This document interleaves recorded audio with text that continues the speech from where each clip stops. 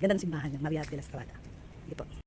Naiwan po si Nancy tsaka si Isa. Ito yung kotse niya. Ayun po, grab na.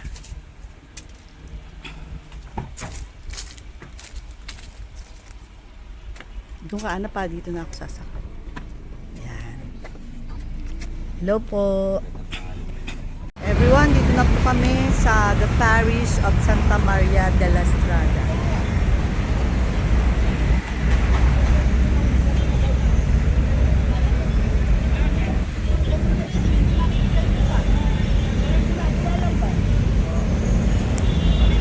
Everyone, dito po kami sa gate 4 pumasok. Kasi sagado po yung ibang gate.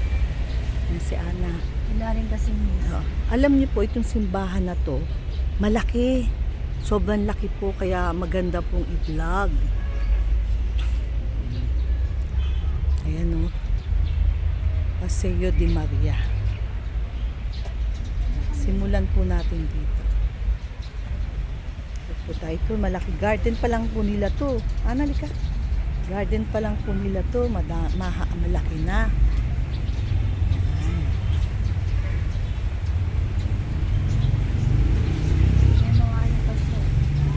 Obedience, pagsunod.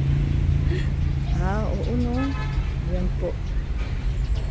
Pakita namin muna itong kabuuan. Parang yung mga ano siya. Oo. Maganda ho siya. Devotedness. Devotedness. Pamimintuho.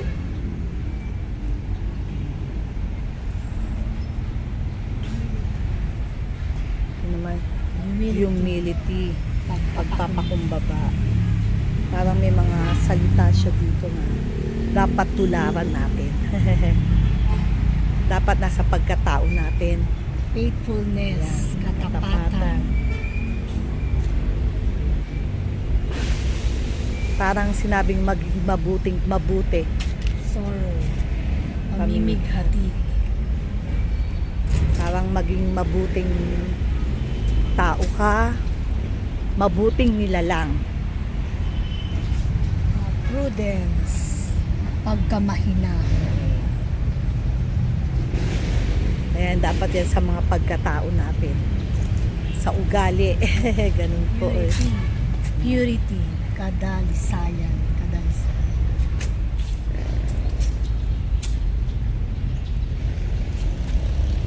Mercy, hawak. Dami pala, no? Parang ngayon lang natin. Oo nga. Hindi kasi, kaya gusto ko nga. Poverty, karukhaan.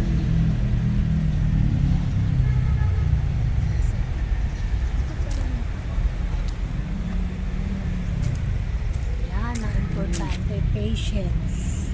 Pagtitiyaga. Pagiging mahinahon.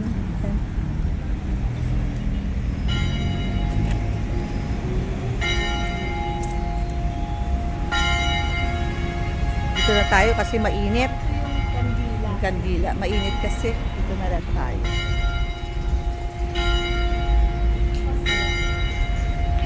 Teka, libutin muna natin itong labas bago tayo pumasok. Ayan po yung labas niya.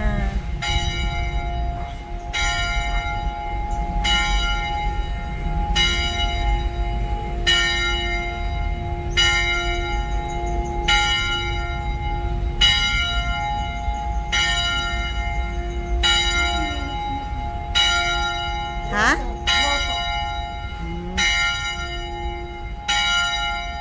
Yan, sa labas muna tayo. Mamaya na tayo pumasok sa.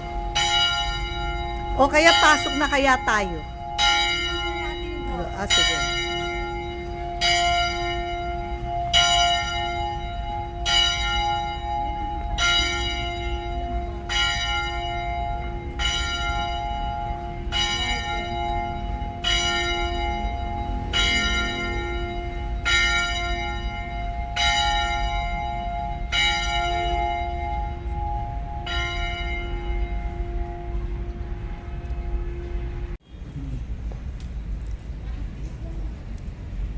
Ito, meron po silang grotto.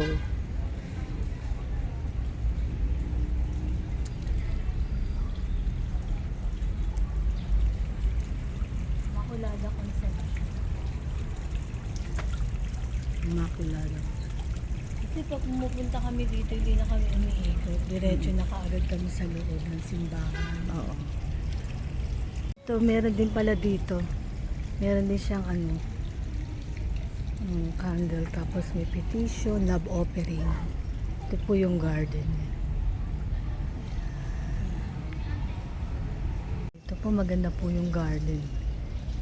Pag maraming nagsisimba, pwede dito sa labas.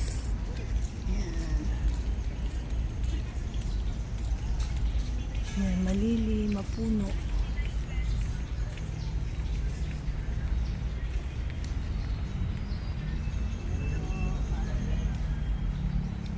Yan, pasok na po kami sa loob. Buti hindi masyado naglalagas yung mga dahon, no? Doon sa atin, malagas.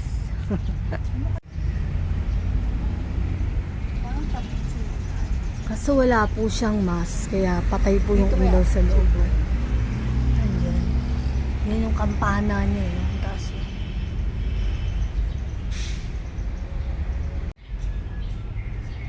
Pasok na po tayo sa loob.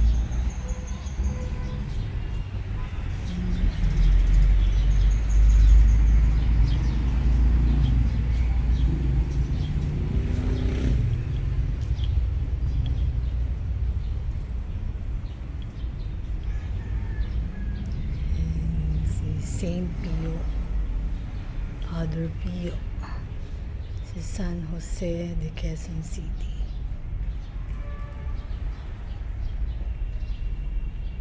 Yan, si Santo Niño, Mama Mary.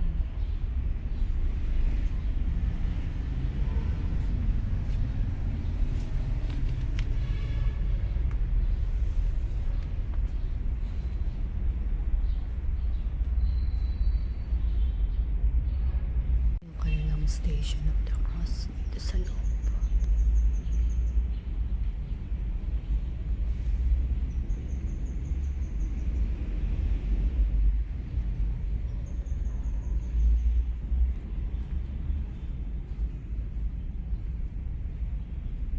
Wala pong mas.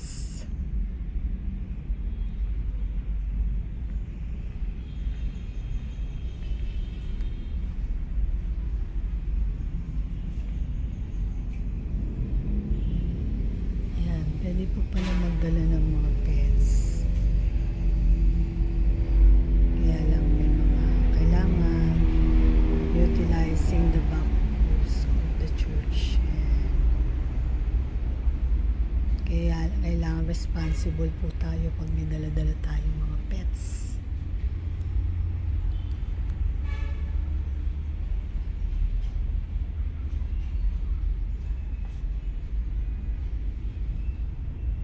Pagka po dito may mas tas may ilaw, ganda-ganda po nito. Kaya lang madilim.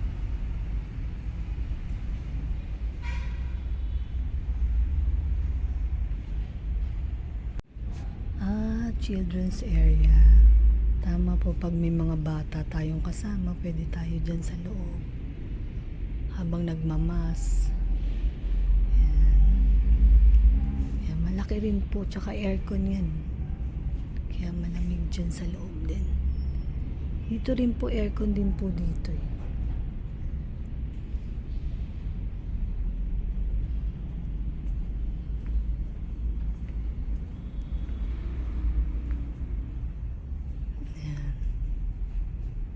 Dito po pag yung mga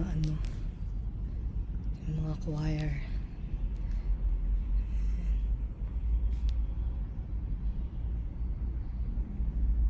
Tama yan. Dami din sila upuan.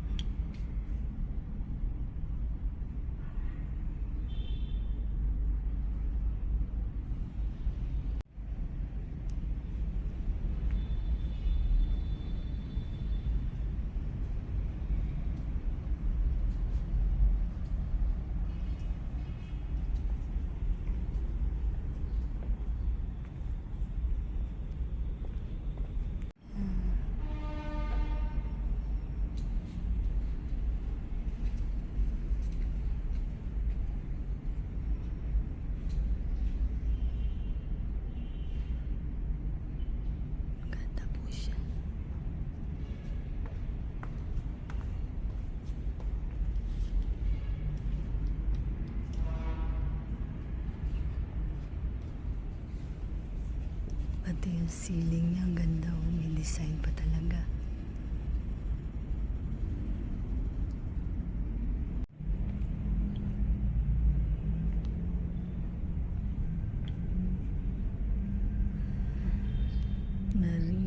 Maria Immaculate Sacrum, Madonna della Strada.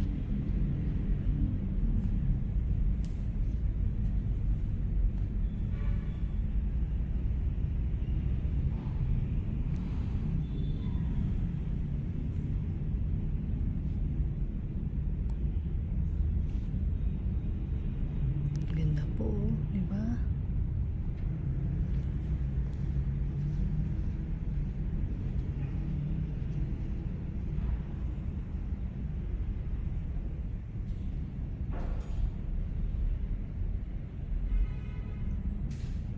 Ayun, binuksan po yung ilaw.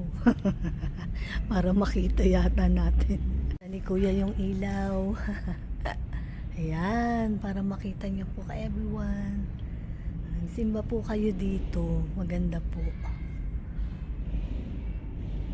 Ayan, pati po dito. May ganda oh. Meron siyang garden sa loob. Ayan.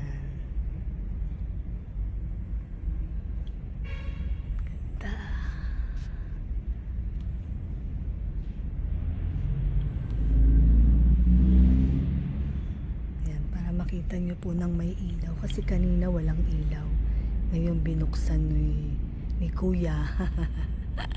Ay ganda no.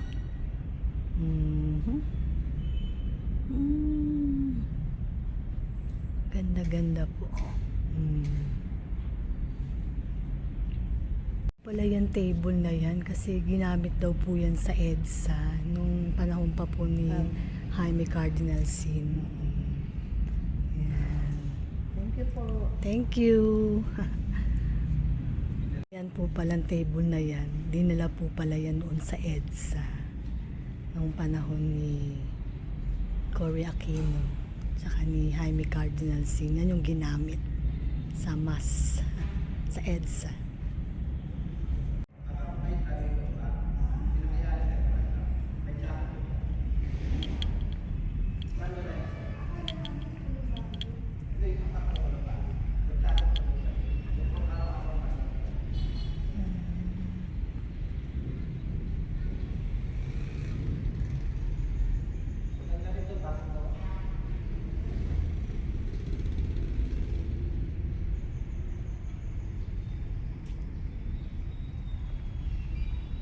Tingnan niyo po siya oh.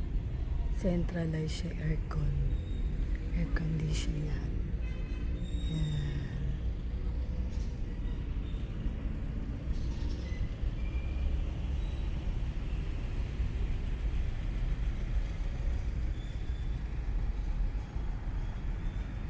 Ito po pala yung communion place. Yan. Bawal po pumasok eh. Pakita ko na lang po dito sa labas. Ayan.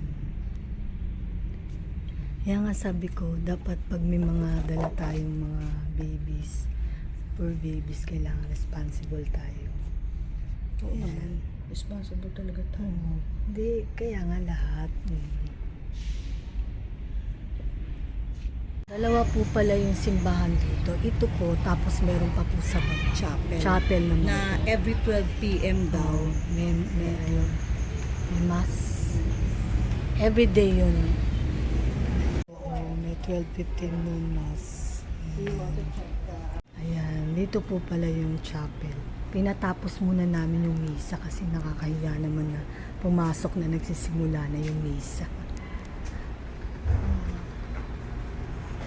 Ayan po yung chapel. Ganda rin po siya. Ito yung mini chapel.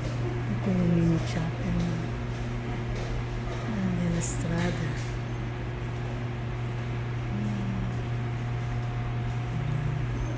Malaki din po siya.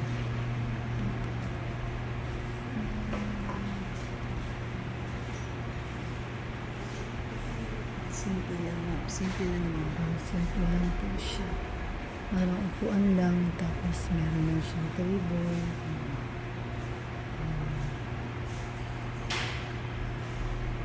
Pero maganda po, tsaka po malamig. Picture tayo. Kasi naka-aircon. Ito po kami sa chapel. Hinintay muna namin yung mas matapos kasi kakahiya naman pumasok na nagsisimula na. Yung nasa gitna. Kasi nandun na po kami sa pinakamalaking simbahan kanina. Kasi nasabi mo na yung simbahan, dalawa po lang. Isang simbahan tapos ito chapel. Kasi meron pong nagtanong kung anong oras yung mas. Ngayon sabi na, meron doon sa iba pa.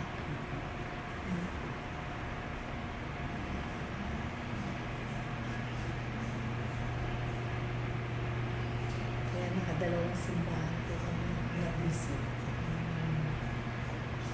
Thank you, Lord. Thank you, Lord. God bless.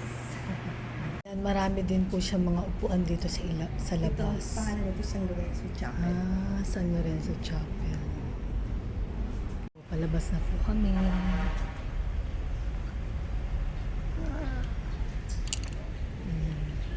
Ang ganda po dito yung malilim. San Lorenzo Ruiz Chapel. Yan po kami pumunta kanina. Yan po kami galing kanina.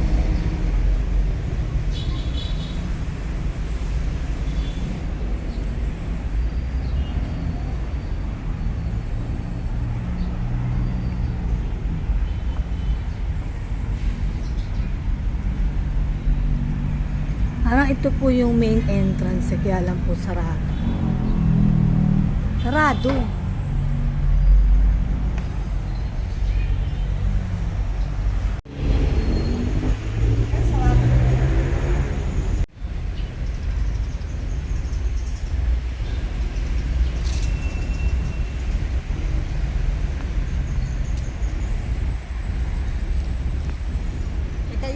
Tatak de la Estrada. Yan, ito tayo.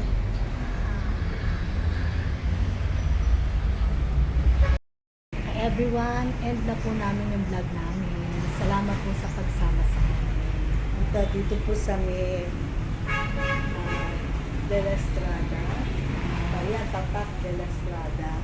At saka po yung dalawa kasi po San ito, Lorenzo. simbahan na to at yung De La Estrada, tapos yung San Lorenzo Chapel sa ilan. Magkadikit lang po siya sa ilan. Pasalamat po kami sa pagsama sa amin. Thank you kay everyone. God bless.